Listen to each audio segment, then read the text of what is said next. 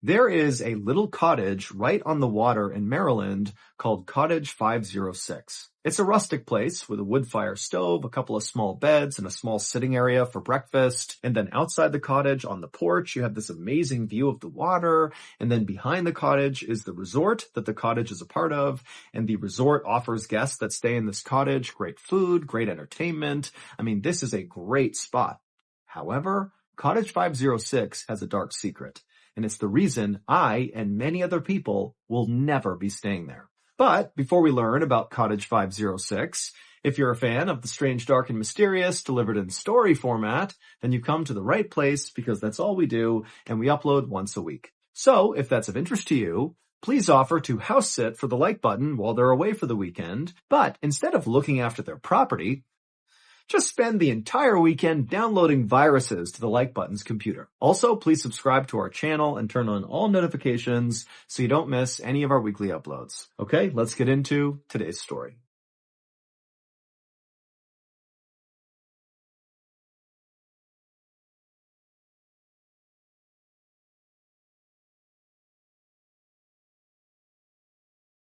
A little afternoon on Valentine's Day 1998, a married couple named Steve and Kim Rico held hands as they walked towards their car. They had just dropped their 8-year-old daughter off at a neighbor's house in the suburban neighborhood in Maryland where they lived, and now Steve and Kim had the whole weekend to themselves, and they were really excited about it because they had this big trip planned. Now, admittedly, Kim had no idea what they were actually going to be doing because Steve was the one who planned it, and he was obviously being very secretive about the details. He wanted this to be a surprise. And so for weeks leading up to this weekend, Kim would see Steve on the phone all the time, presumably planning whatever it is they were going to be doing, but he wouldn't let Kim hear what he was saying on the phone. He would kind of muffle his voice, or he'd hang up before she could come over and hear him. And then also after these secretive phone calls, Kim would often see Steve writing all these notes down in his journal, presumably about whatever it was he was planning. The only details Steve shared with Kim about this trip was, make sure you wear something nice. When the couple reached their car, Steve hopped in the driver's seat and Kim hopped in the passenger seat, and immediately, right after Steve had fired up the car, Kim turned to him and said, "Are you going to tell me? You going to tell me where we're going?" But Steve just grinned and said, "Nope, it's a surprise." Kim gave a theatrical sigh and sat back and feigned frustration, but inside, the way she was really feeling was just excited. This was so cool that Steve had put so much effort into whatever it is they were going to do, but also Kim was seeing her husband was really making a big effort to make her happy. And this was kind of new because lately their relationship had been really rocky. Kim and Steve had been married for 9 years by this point, and they were both very, very different people. Steve was a total homebody, kind of introverted, and Kim was the opposite. She was super extroverted and very social. But when they first met each other, it was actually their stark differences that brought them together. For Kim, when they met, she was in her early 20s, she had just dropped out of college, and her experience with men so far had been she would meet them at parties or bars, and at first it would seem like their relationship was great, but then invariably these guys would just kind of move on and break Kim's heart. But Steve was different. He was this huge guy, 6'4", massive football player, but he was totally a gentle giant. And as soon as he met Kim, Kim could tell this guy is different. He's treating her with respect. He's loyal to her. He really cares about her. And so they hit it off right away. And Kim very quickly became pregnant, at which point Steve asked her to marry him, and Kim didn't hesitate for a second. They were totally in love. And marriage to Steve had really been a stabilizing factor in Kim's life. She wound up going back to college and got her degree, which landed her a job as a surgical technician, which is what she did now. And Steve turned out to be just a fantastic father, and he wound up actually staying home with their daughter when she was a baby so Kim could go out and work. And Kim always thought it was funny when she would come home and she would see Steve standing in the doorway cradling this infant, but he's like this massive person, and so their baby looked like a toy. But unfortunately, over the last year, Kim had seen a change in Steve. He went from being a shy person, but a person who could go out and function in society, to a shy person who basically stopped going outside altogether. Steve basically refused to go out anywhere with Kim. He didn't want to talk to anyone. He didn't want to spend time with their friends or family. He just wanted to stay home and watch TV or hang out in the basement. I mean, it was pretty obvious he was depressed, but his introvertedness was becoming kind of stifling for Kim. And so Kim approached Steve and said, "You really need to go to therapy to get better here. I'll go with you. We can do couples therapy."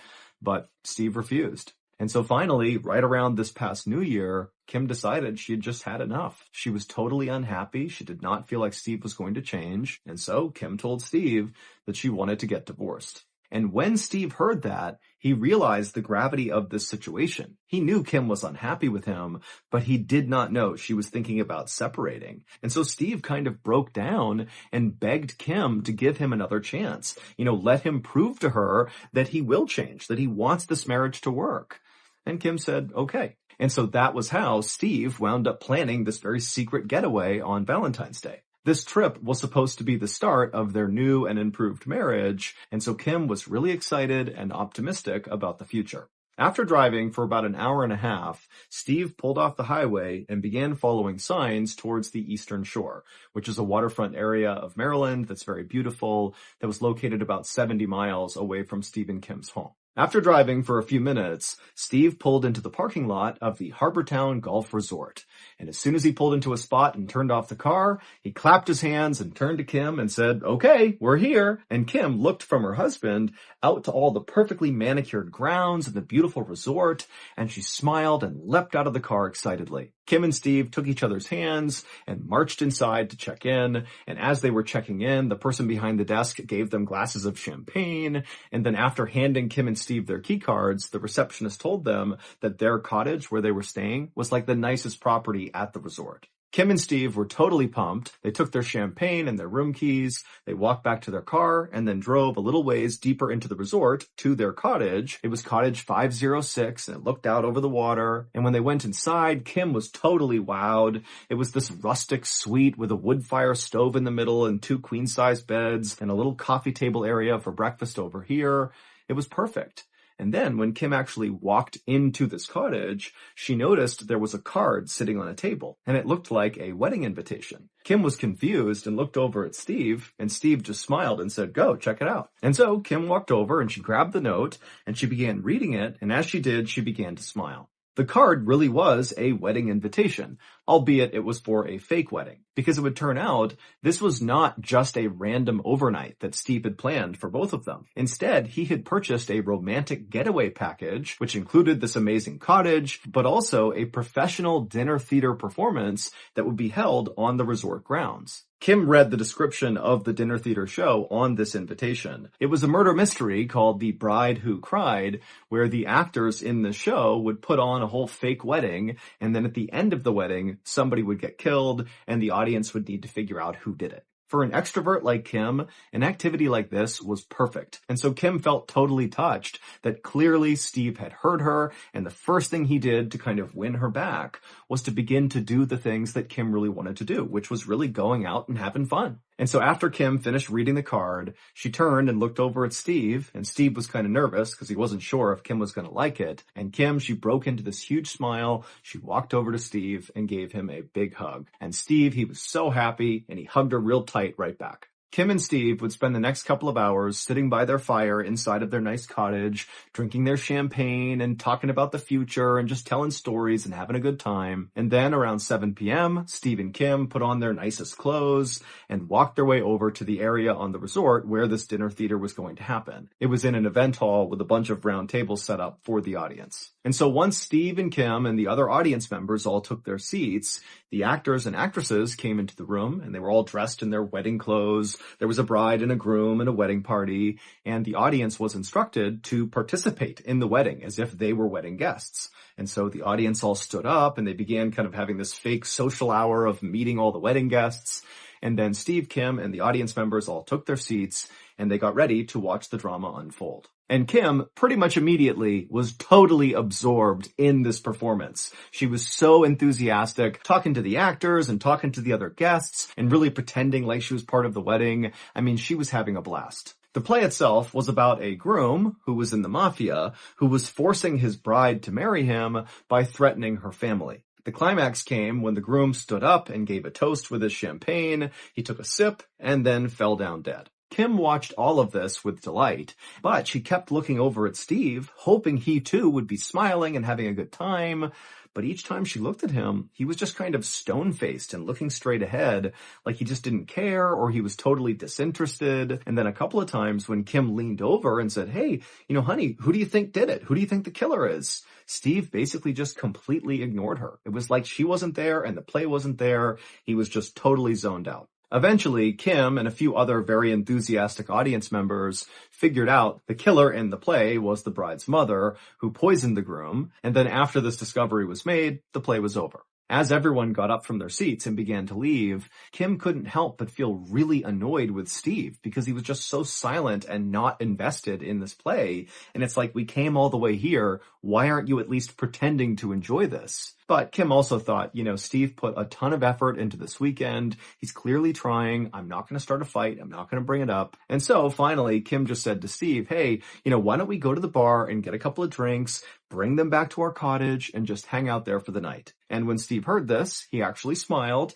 and said, "Okay, great, let's do it." And by the time the couple got back to the front door of Cottage 506, they were holding hands again and laughing and telling stories, and they went inside and Steve put the beers down on the table, and then Kim said she was going to go in the bedroom and just quickly change into something more comfortable. And so Kim walked into the bedroom and shut the door, and Steve walked to the front door and turned the lock.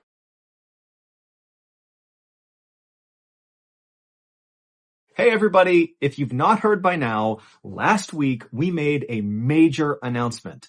Our flagship podcast, Mr. Ballen Podcast, Strange, Dark, and Mysterious Stories, that pretty much immediately rocketed to the top of the charts when we launched in 2022, and then quickly was scooped up by Amazon by the end of the same year. Yeah, that show, our top show, is now available everywhere. It is no longer just on Amazon Music. It's on all platforms and it's free, which means if you've not listened to this podcast since it went exclusive with Amazon Music back in November of 2022, then that means you have about 100 new stories that are only on the podcast that are only now being made available to everybody. So go binge them. And if you signed up for Amazon Music just for this podcast, I love you. Thank you so much. But most importantly, there are still going to be perks for you if you continue to listen to the podcast on Amazon Music. Prime members will get to listen to the Mr. Ballen podcast 30 days earlier than everybody else,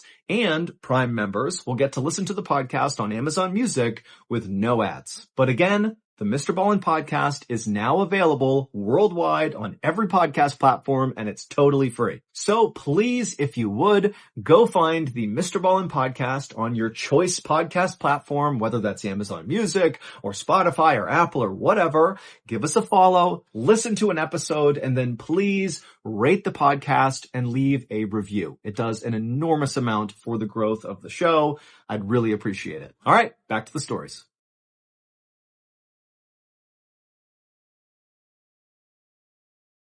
Three hours later, a man named Philip Parker, who was staying at the resort with his family, heard a commotion in the lobby, and he heard people saying there might be a fire at Cottage 506, and there could be somebody still inside. Philip immediately turned to his cousin who was with him, and the two of them bolted outside and just started running towards Cottage 506. And as soon as they got to a place where they could see the cottage from a distance, they could see black, oily smoke pouring out of the windows. When they got up to the burning cottage, Philip ran to the front door, but it was locked. He couldn't get inside. He screamed to see if anybody was in there, but there was no answer. And so Philip and the cousin ran around to the back of the cottage where there was a glass sliding door. And Philip, he tried to handle, but it was locked. At this point, the cousin said he was going to run back to the resort and get a fire extinguisher. And after the cousin ran off, Philip turned back towards the sliding glass door and realized it actually opened on both ends. And he had only checked one side and found that side to be locked. But on the other side, which he was now noticing, it was obviously unlocked because it was open just barely. And so Philip immediately opened it up and all the smoke began coming out.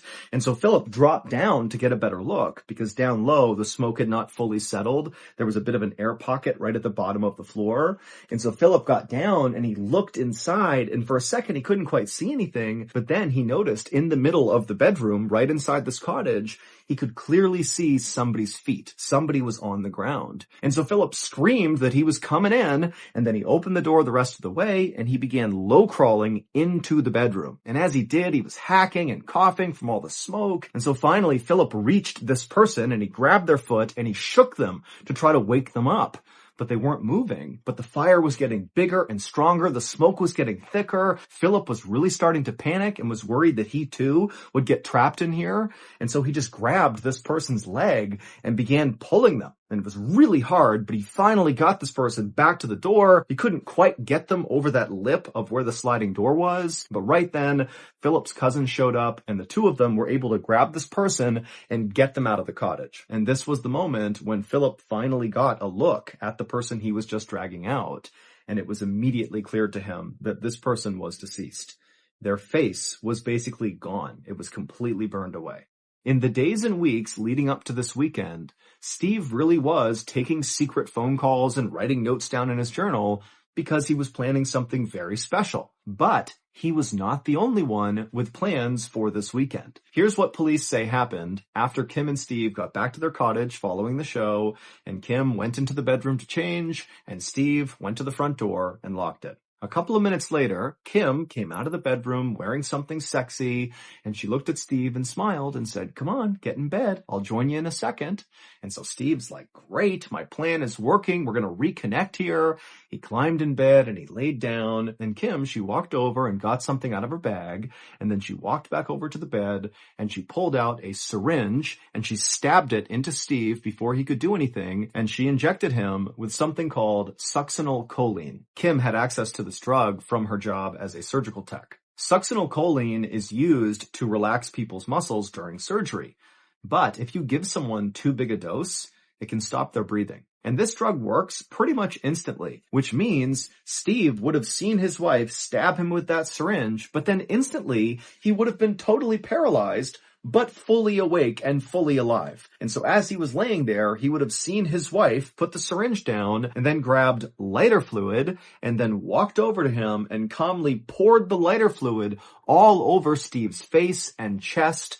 And then one of Steve's final images he likely saw before his lungs stopped working and he died was his wife striking a match and lighting him on fire. After lighting Steve on fire, Kim casually walked out the backsliding door. She shut it, leaving it open just a crack, and then she made her way to the resort lobby where she put on this big act about how her cottage was on fire and she thinks her husband was still inside. And Philip overheard Kim say that her husband might be inside the cottage, which is when he and his cousin jumped into action. They ran to the cottage and ultimately found Steve deceased inside of the cottage. Ultimately, Kim never intended to give Steve a second chance in their marriage. She was already having an affair with a much younger man who was in the Marines, and she was just done with Steve. And so as Steve began telling his friends and family how he was going to make a huge effort to save his marriage, Kim was going around to her friends and literally openly talking about how she wanted to murder her husband.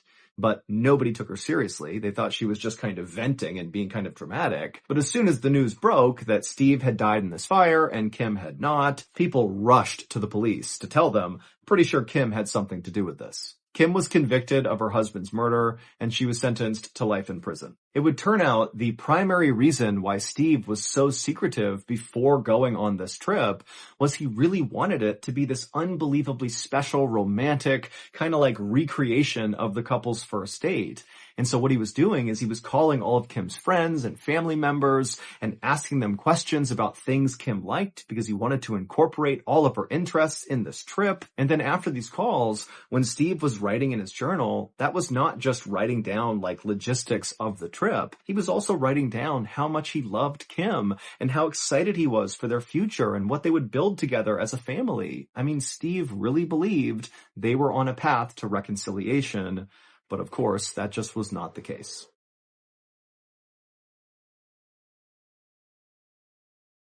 This past week, we dropped a brand new merch line to commemorate Valentine's Day 2024, and people are loving it. Our designers put together, in my opinion, one of the very best graphics we've ever put on any merchandise, and it's right here. So this is the hoodie. This is the back of the hoodie. I think that's just an amazing design. And then the front of the hoodie, it just says Valentine's Day and the t-shirt has the same design setup as well. But the deal with this merch is it's only available to be purchased for a very short amount of time. And so you have now until Wednesday, February 21st, so just a couple of days from now. That is the last day you can pick up your official Valentine's Day 2024 merchandise. All you have to do is go to shopmrballen.com and you can buy your Valentine's Day merch, or you can also check out the Ballen Basics line, which is our, everyday merchandise we sell year round. So again, shopmrballen.com. Enjoy. So that's going to do it. If you enjoyed today's story, be sure to check out our podcast called the Mr. Ballen Podcast, which has hundreds of stories, a lot like this one, but many of them are only on the podcast. Again, it's called the Mr. Ballen Podcast, and it's available wherever you get your podcasts for free, or you can listen early and ad-free on Amazon Music. Wait, don't go anywhere. If you're looking for more strange, dark, and mysterious videos, click here.